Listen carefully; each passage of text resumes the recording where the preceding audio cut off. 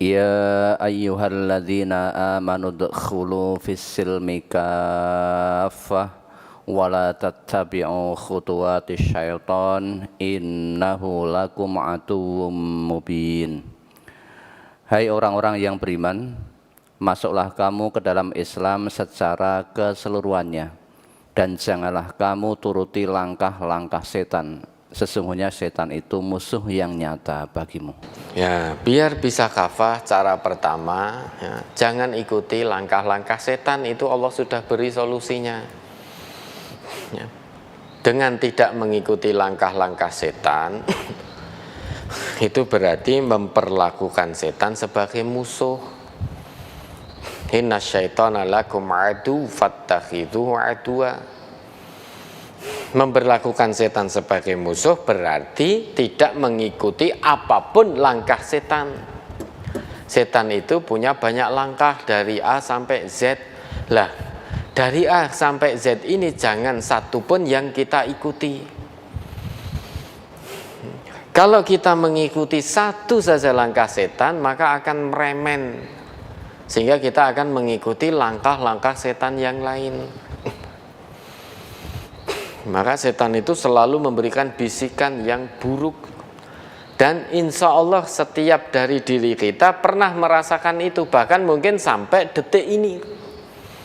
Dalam hati kita merasa ada bisikan yang buruk. Mau beramal soleh hari ini ada bisikan setan. Mungkin tadi kita mau sholat duha, setan yang bisiki, wah duhane masih sampai nanti. Jam 8 kita mau berdiri sholat duha, wah nanti saja jam 9, wah nanti saja jam 10. Terus mundur seperti itu sehingga hilang waktu duha habis.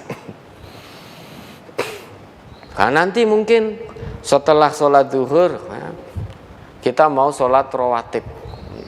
Setan juga bisiki. Yang penting kan hanya wajibnya. Rawatib itu kan hanya sunnah. Nah, sunnah itu kamu kerjakan dapat pahala, tidak kamu kerjakan tidak dosa. Wes yang penting wajibnya kok rasa nganggo rawatib, tidak usah pakai rawatib. Mau sedekah, bisikan setan. Nah kok sedekahnya banyak sekali, dikurangi wae. Anakmu butuh makan, anakmu butuh biaya sekolah, kamu istrimu butuh ini butuh itu. Sehingga tiba-tiba merasa iman. Itu bisikan-bisikan setan yang tidak menginginkan hamba Allah itu untuk beramal soleh, untuk menjalankan aturan Islam secara kafah. Maka akan terus bisikan setan itu ibarat ranjau. Sedang jalan yang lurus itu terbentang luas, satu itu lurus. Nah, untuk meniti jalan yang lurus menuju surga ini akan ada ranjau-ranjau dari setan. Lah ranjau itulah bisikan buruk yang mengajak kita menyimpang dari jalan Allah. Sekali kita terperangkap dalam ranjau setan, termakan oleh bujuk rayu setan, sangat ada peluang meremen sehingga kita mengikuti bujuk rayu setan yang lain. Sehingga lama-lama aturan Islam kita abaikan. Sehingga tidak bisa kafah. Memang kafah dalam aturan Islam yang kafah ini ya meliputi seluruhnya, termasuk mengikuti hukum yang ada di dalam Al-Quran, ada di dalam sunnah. Nah dewasa ini tidak bisa kita untuk menjalankan hukum yang ada di dalam Quran, ada dalam sunnah. Kita tidak bisa. Orang yang berzina dicambuk, yang sudah nikah berzina dirajam, yang mencuri potong tangan. Kita terbatas, tidak bisa menegakkan hukum itu karena Indonesia memang tidak menganut hukum Islam. Maka semaksimalnya fattaqullah mastata'tum wasma'u wa ati'u. Semaksimalnya kita menjalankan perintah Allah ini. Itu semaksimalnya. Lah bagaimana biar bisa istiqomah? Lah dipahami dulu istiqomah itu apa? Istiqomah itu ya, ada tambahan ista, sebelumnya itu koma. Koma yakumu, koma itu tegak dan lurus. kemudian ditambahi ista menjadi istaqoma, yastaqimu, istiqomah. Istiqomah itu sifat. Segala sesuatu yang ditambahi dengan ista itu menunjukkan adanya usaha dari diri seseorang. Nah, kalau tadi pengen menjalankan Islam secara kafah, tidak malas, bangun tahajud biar bisa istiqomah, maka ada usaha dari dalam diri kita. Berusaha untuk mewujudkan itu. Mewujudkan apa? Mewujudkan ketaatan kepada Allah. Itu namanya istiqomah. Istiqomah itu bukan hanya rutinitas kita lakukan terus menerus, bukan. Di samping memang kita lakukan secara kontinu, maka akan ada usaha yang kuat. Kalau tidak ada usaha, baru niat tok, tidak dilakoni ya tidak pernah terjadi. Niat pengen tahajud setiap malam, tetapi alarm berbunyi dimatikan, masih ada alarm berikutnya. Pasang alarm jam 2, berbunyi dimatikan, masih ada alarm setengah 3. Alarm setengah 3 berbunyi dimatikan, masih ada alarm jam 3 kurang seperempat. Alarm 3 kurang seperempat berbunyi dimatikan, masih ada alarm jam 3. Alarm jam 3 berbunyi, masih ada alarm jam 3 seperempat, masih ada alarm setengah 4, masih ada alarm jam 4 kurang seperempat. Akhirnya waduh wis cedak subuh. Akhirnya setan berbisiki, sudah besok saja, daripada kamu sekarang sholat kemerungsung, padahal sholat itu kan harus khusyuk, harus tumak ninah. Nah ini sudah mendekati waktu subuh, kamu sholat nanti akan tergesa-gesa, tidak tumak ninah, tidak khusyuk, bukan pahala yang kamu dapat, malah mendapatnya dosa karena mempermainkan sholat. Setannya bisiki begitu.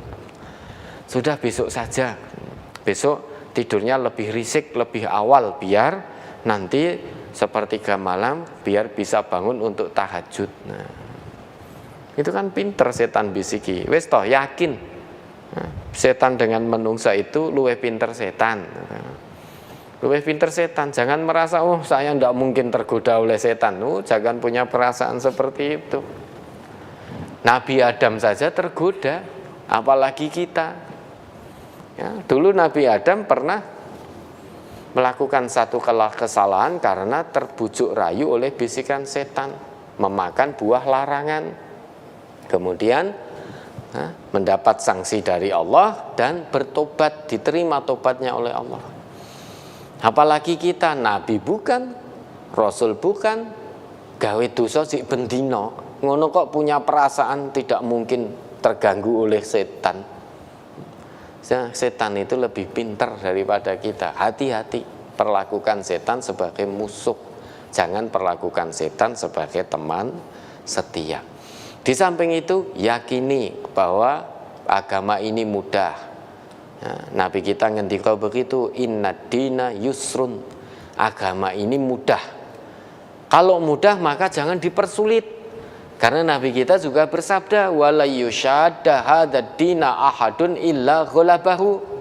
Meskipun demikian, agama ini mudah. Kalau mudah jangan dipersulit. Karena barang siapa yang mempersulit dalam urusan agama ini, pasti ia akan dikalahkan.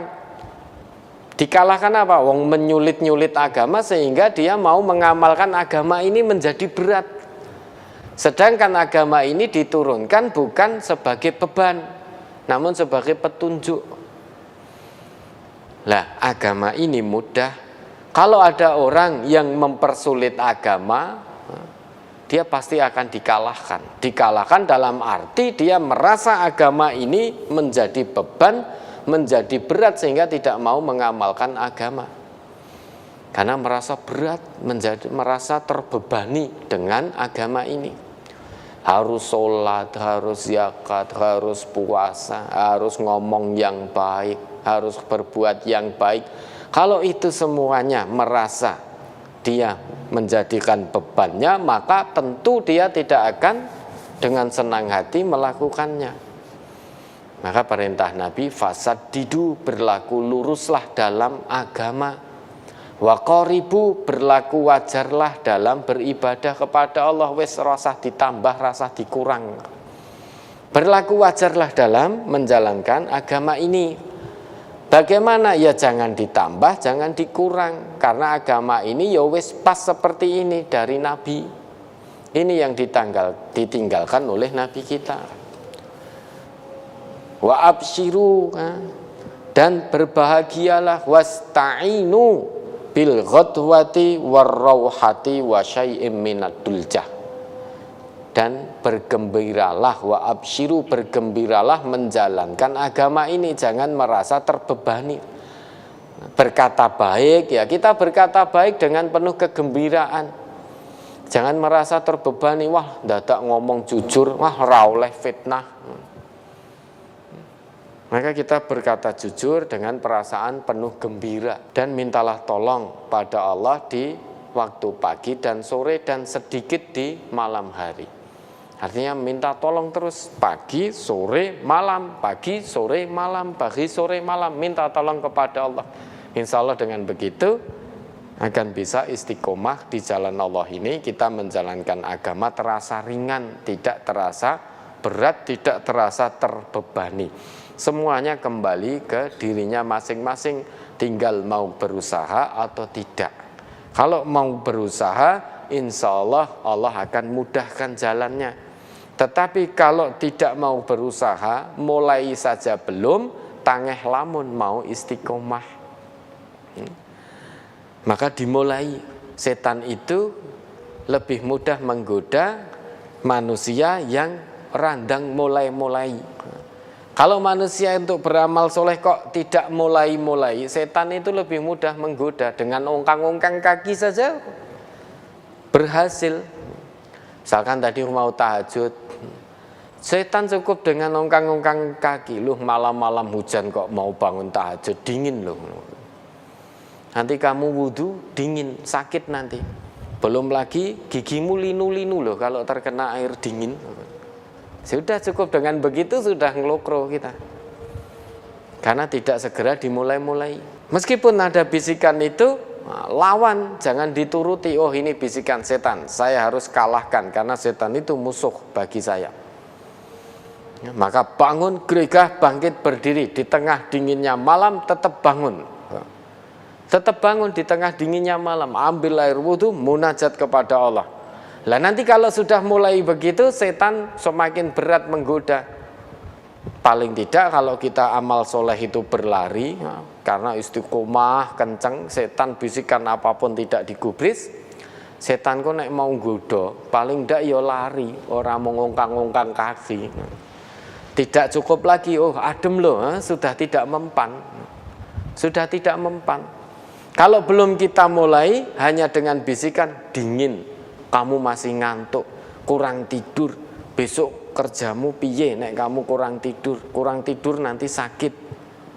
Nah, kalau belum mulai dengan bisikan itu saja sudah terperangkap kita ke dalam ranjaunya setan, sehingga mau beramal soleh jadi malas, berat, beban.